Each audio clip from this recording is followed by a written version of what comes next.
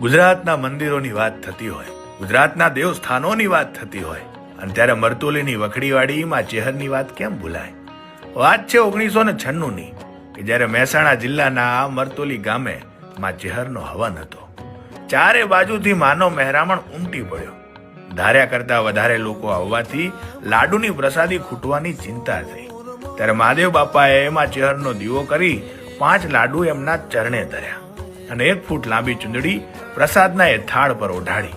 અને થોડા સમય બાદ જ્યારે લાડુ લેવા જાય છે ત્યારે સૌના આશ્ચર્ય વચ્ચે 1 ફૂટની ચુંદડી 10 ફૂટની થઈ ગઈ અને થોડોક પ્રસાદ હજારો ભક્તોમાં વહેંચાય અને તેમ છતાં ખૂટતો નથી. આજુબાજુના ગામોમાં પણ એ પ્રસાદ પહોંચાડવામાં આવે છે. એ ચમત્કારના પુરાવા રૂપે આજે પણ આ મંદિર ખાતે 5 લાડુ અને ચુંદડી હાચવીને રાખવામાં આવ્યા છે. આટલા વર્ષો પછી પણ લાડુ બગડ્યા નથી, એ પણ એક ચમત્કાર જ કહેવાય ને. જય માં મરતોલીની ચેહર. આવા જ અવનવા વિડીયો જોવા માટે ફોલો કરો NTV ગુજરાત ન્યૂઝને.